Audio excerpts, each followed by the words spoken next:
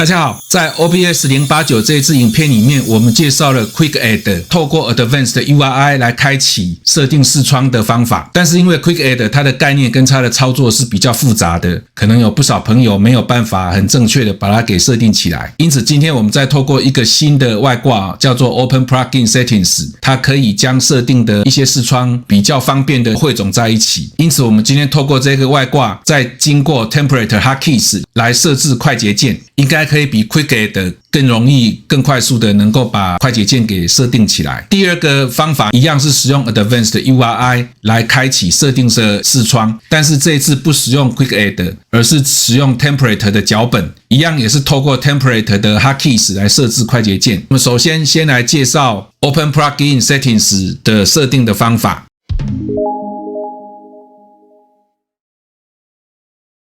要透過 Open Plugin Settings 來設置快捷鍵，首先就是安裝並且啟用 Open Plugin Settings。安裝完以後，來看一下它的設定。目前各位看到的就是 Open Plugin Settings 它的設定畫面。首先就是要能夠快速開啟設定視窗的外掛給新增進來。比如說在這邊就新增了5個。假設你有第6個要新增的話，就是點擊 Add a New Plugin， 然後找到要新增的外掛。假設我們要設定 Calendar， 它就會加進來了。Open Plugin Settings 會把加到這一個視窗裡面的所有設定都產生一個命令，因此我們就可以按下 Ctrl+P， 然後輸入 Open Plugin，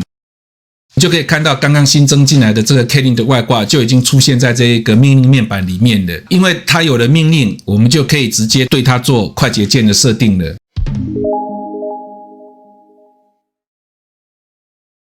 但是因為 Open Plugin Settings 是透過快捷鍵來驅動的，為了要簡化這個去記憶這一些快捷鍵，因此就寫了一個 Template 的腳本。透過這個 Template 的腳本，就可以把所有的熱鍵的功能通通寫在這個腳本裡面。到時候再針對這一個 Template 的腳本設定一個快捷鍵，我們只要記住這個快捷鍵，就可以來操作所有 Open Plugin Settings 裡面所有的設定了。看一下這一個腳本的內容大概是怎麼樣子。首先建立一個 JSON 的物件。JSON 的欄名就是要設定的外掛的名稱，比如說我們剛剛設定了這幾個外掛，後面就是要使用 Open Plugin Settings 它的設定的一個命令的代碼。那這個 JSON 的右邊的值就是在 Open Plugin Settings 裡面設定好的命令代碼。這個命令代碼可以有幾個方法來取得。最簡單的方法就是使用方法2，到資料夾的點 obc 下面的 Plugins， 找到 Open Plugin Settings 裡面的 data.json，data.json 裡面就會有所有設定好的這些命令代碼。到時候就把這個命令代碼給填到欄位裡面來，這樣子就可以組合出需要的這一個設定的 JSON 物件了。然後接着透過 object.keys 來取得冒號左邊的這一些鍵值，把它當作顯示在螢幕上面的文字內容。點 values 就取到冒號右邊的這一個命令代碼。接着就使用 Template 的 tp.system.suggester， 然後把左邊的這個內容顯示在螢幕上。當使用者選擇了某一個設定以後，再把右邊的它對應的值給傳出來，讓這個 sValue 這個變數接收。這個 sValue 呢，我們再透過 execute command by ID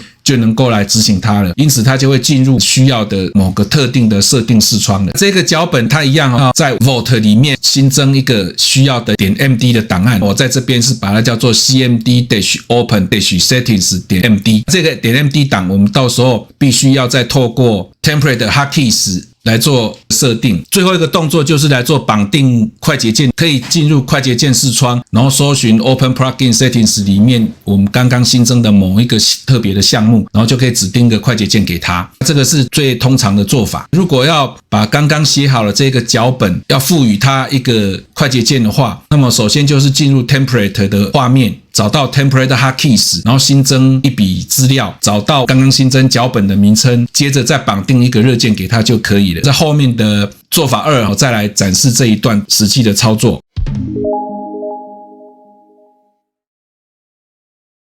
我建議的做法會是直接使用 Advanced URI， 這樣子就不必再新增額外的 Open Plugin Settings 外掛了，而是用原來就已經有的 Advanced URI 跟 Template 就可以來完成這個快速設定的工作。首先一樣就是在 Templates 的資料夾裡面新增一個 MD 檔，它的名稱叫做 cmd-open-settings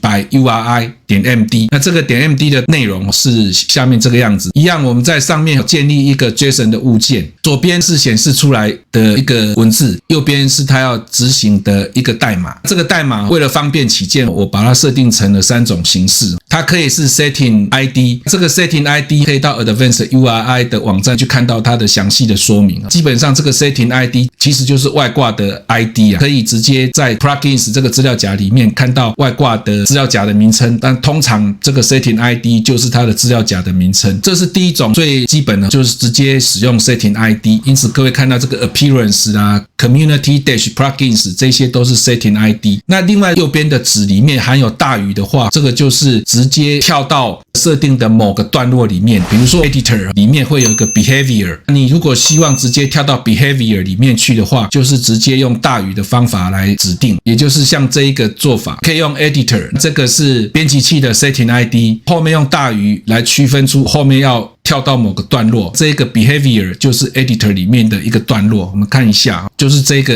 editor 下面的 behavior。那開啟起來以後，各位可以看到，我直接就移動到編輯器的 behavior 段落裡面來了。事實上，如果我們直接進入 editor 的話，它上面還有很多其他的設定，有這個 display， 然後下面才是這個 behavior。但是透過這個大於的設定，就可以直接跳到某一個段落。這個是要透過 Advanced URI 特別再指定另外一個參數，需要再指定一個 setting section 才可以達成直接跳動到某個段落的一個做法。那另外還有一種是，如果設定的值是用驚嘆號開頭的，它就不是使用 setting ID， 它是直接用命令代碼的方法，透過 execute command by ID 的方法來執行。另外也可以使用 at 符號開頭的設定，這個就是直接指定它的右邊的內容是一個檔案，到時候就直接用 file open 的方法直接把它開啟起來，就是這個 JSON 字串裡面的最後這一項，就把這個腳本檔的完整路徑呢寫在右邊的值，但是因為要讓我後面的程式能夠辨別，所以我在最左邊加上了一個 at 符號，接着後面一樣是使用 keys 跟 values 取得螢幕顯示的陣列跟實際對應的值，透過這樣子再使用 tp.system.suggester 就可以把這個視窗給顯示出來。我按下 Hotkey 就是這個視窗，使用者選擇了某一個設定以後，後面我就來判斷